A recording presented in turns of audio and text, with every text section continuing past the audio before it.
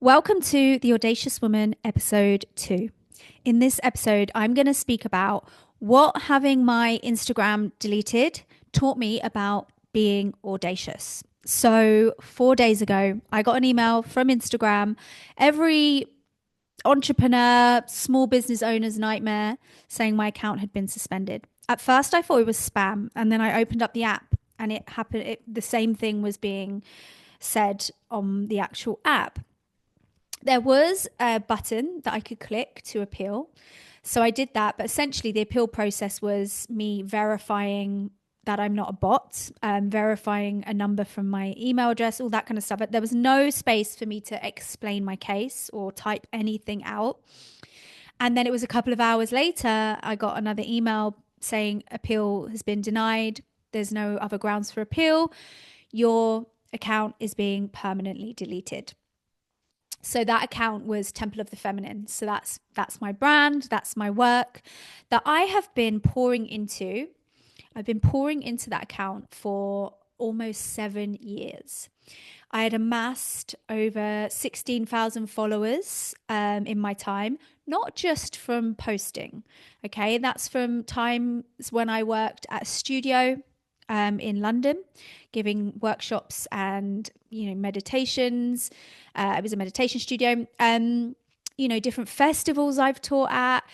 Different trainings that I've been on and people that I've met. So I've really gathered this community from not just posting, but connecting with people in real life as well. So, that's a many years of building up that account. So to have it taken down has just been, well, it's surprisingly, I've handled it surprisingly well. So this is one of the lessons, or one of the things that I've taken from it is like, fuck, I am resilient, and I really had this opportunity or this moment where this happening I could have just melted. Could have just crumbled. I could have just laid in bed, pulled the covers over me, cried, but I didn't. I went into action. I was like, fuck no, right?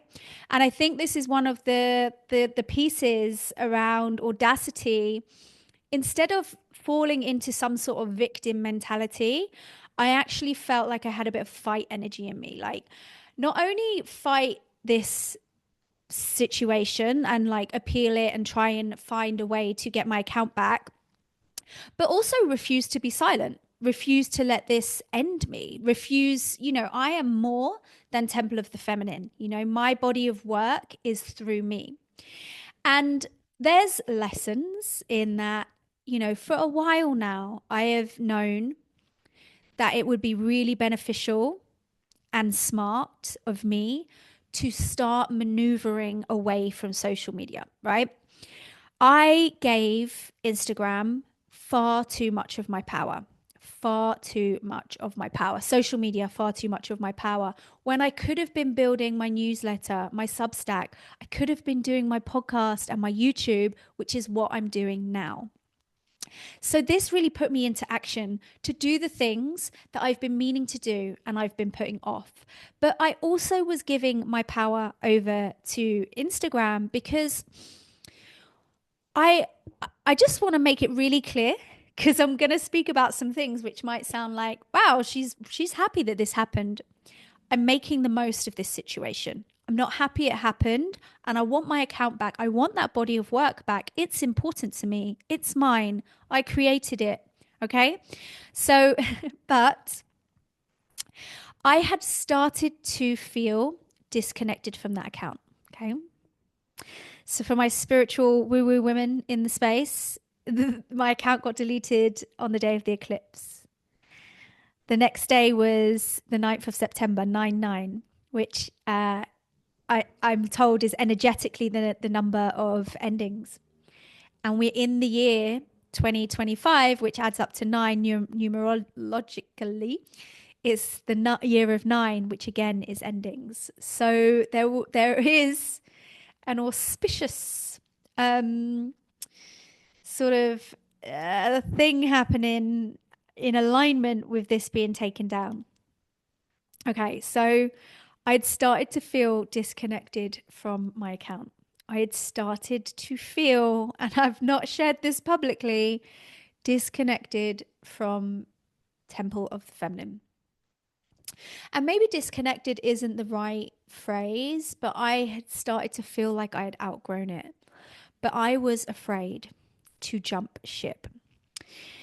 I mean, in hindsight, the jump would have been far less fucking crazy than this. I've actually just been pushed off the cliff. um, but it was almost like I didn't know how to post or share outside of what I was already posting and sharing. And, you know, with the Instagram account itself, having grown it over 7 years, I don't even know who's there. I don't know who these 16,000 followers are. My engagement was so low. My reach was so low. I was almost thinking, are there just bots or people who've deleted their accounts over time, like just in my followers? And I energetically felt like there were weeds, right? Strangling the energy of my account. Um, like it was I felt like there was something in my account, like energetically, that was like strangling it, stifling it. Um, so there was there was all these things going on for me, and I had all these new ideas sort of bubbling, but I wasn't moving. I wasn't actually acting on things because I felt like I was tied to Temple of the Feminine and the body of work. I was afraid of what people would think if I transitioned. Would they stay with me? I was probably still giving my power away to like metrics. I would, my thought process in posting was about reach, was about engagement, was about, I'd sit and rather than post from like my creative energy and my passion and my flow, I was trying to bust the algorithm. I was thinking what could be a little bit controversial, what could like be a bit like activating to get people's attention, which of course, when you're working on a social media platform like that, you kind of have to stand above the noise. But it didn't feel like it was necessarily connecting to my heart or like my fire to my pussy power. So something was not quite lining up, and just before this all happened, well, just before actually, before I went to a festival maybe like 2-3 weeks ago, and I was feeling really creatively flat. I was spending a lot of time on Canva creating these really like gray beige templates that, no shade with grey and beige. Look, I'm a beige queen. But it just was not reflecting where I was at. I was playing safe and I was staying small. I was trying to squidge into an old version of myself and make that work. And I wasn't fully honoring the fullness of myself. And I went to this festival, danced my fucking ass off, gave a really powerful talk about pleasure, felt like I really fucking embodied my work and my passion again, and came back and was like, no, I want to be bigger and bolder and brighter than I've been than I have been. And then my account got taken down, which is interesting. But I was giving, I was giving all my power over to Instagram and to this idea of Temple of the Feminine and who might be following me and what they might think, and trying to give them trying to give the people what they want. Rather than actually just being true to me and myself and this evolution and where I'm going.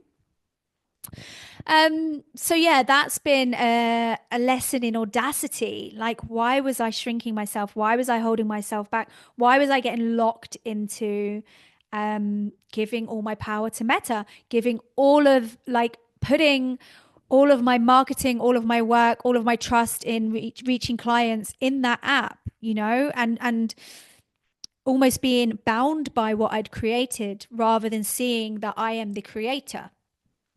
Um, and you know what? This baffles my mind now. And I was paying Meta $11.99 a month for the blue tick.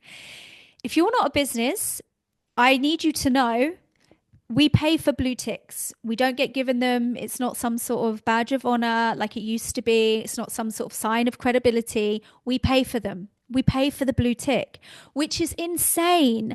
And I know some business owners say, they do it because it means that they get access to more support through their account. Well, you don't if you get deleted, because it doesn't afford you any kind of credibility. You'll still get deleted. And really, you're paying because we've been conditioned to see that blue tick as being somehow more credible than people who don't have a blue tick, which is just not true. So you're literally paying $11.99 a month. I actually cancelled mine a few times and I wrote this whole post about it, and then I got scared. Yeah. So can you see? I got scared. I thought, if I don't have a blue tick, will people take me seriously? Will they consider my account like legitimate? Will they look at it and see it as a business? Which is crazy when you think about where I'm at now.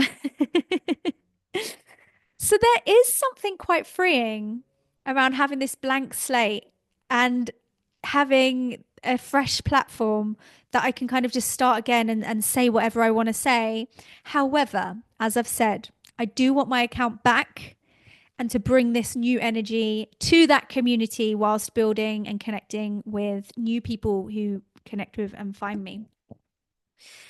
So this has freed up my expression, and I didn't realize like how sort of fearful I was around, how I was still operating from fear in a lot of ways, and I still notice it in myself in my new account, still trying like sharing to get attention, engagement, which, on some level that is exactly what you're doing, because you are wanting to reach people for your work, to get clients, to create work. But I was almost too much in that headspace, too in my head about it, too sort of trying to play the Instagram game rather than being myself and bringing my magic and wisdom and passion through.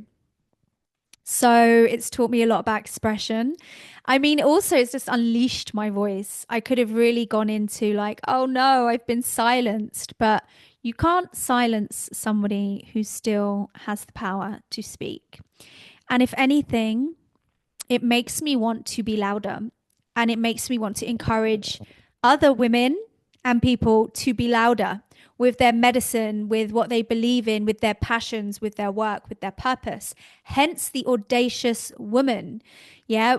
That isn't afraid of speaking up, that isn't trying to be trying to be liked or receive likes online, that isn't bound by vanity metrics, that is not going to be shut up by a bot, by AI, by anyone really. That is true to her passion and her power. This is the audacious woman. So these are some of the lessons that I've learned that have really ignited the audacity in me, the audacity. And another thing, is it really made me lean into community and support. I reached out to as many people as possible. I reached out through my newsletter. I contacted friends. I contacted colleagues. I just went around everyone explaining what had happened, asking them to report to Instagram that my account had been wrongfully taken down. I just didn't hold back. I was like, do you know what? I am a strong one-woman band entity, business, and I don't really ask for much from others. And now I need help. Now I need support. Now I've had my platform. I've been deplatformed, and I need other people's platforms to support me. And I would do it too. I did not so long ago. I created a post specifically about this because an account called Make Love Not Porn, which is an amazing business that are creating authentic porn videos that people submit to teach people about real, authentic sex and take them away from that mainstream porn that is extreme, that is misogynistic, that objectifies women and creates harmful messages and ideas around women and how we treat women and each other. So Make Love Not Porn got taken down. Um, and I was like, wow, this is crazy. This is wild. And I posted, I made a whole carousel of slides about this and shared it around. So I was like, yeah, now it's my time. I need that help. I need that support. So yeah, my audacity is like, just fucking go for it. The one thing that I have taken from this, and I do regret, is not doing this sooner. Yeah, not creating this channel sooner, not building up my newsletter more. It's something that I kept saying, but you kind of get a bit lazy and complacent with having that Instagram there. Um, I also maybe got a bit complacent with like not sharing what I had to share, not being generous with my wisdom because there's so much that I have to share and I just sit sort of being like, oh, I don't really know what to post, which is understandable. It happens, but I'm like, we need to unleash. We need to unleash and be big and loud and take up that space wherever it is. Take up that space. Um, that is what I am taking. That is the audacity that I'm taking from this experience so far. We're very fresh, new in, 4 days in. Who knows what will happen? But I will take you on that journey with me. I hope if you take anything from this, it is to go and be more audacious, fearless, bold. Don't worry about what other people are thinking of you, right? Because that will keep you stuck, right? And that will stop you from sharing your wonderful medicine. If you like this, please subscribe to my channel, pop a comment below, and join the Audacious Woman movement. Thank you so much. Lots of love.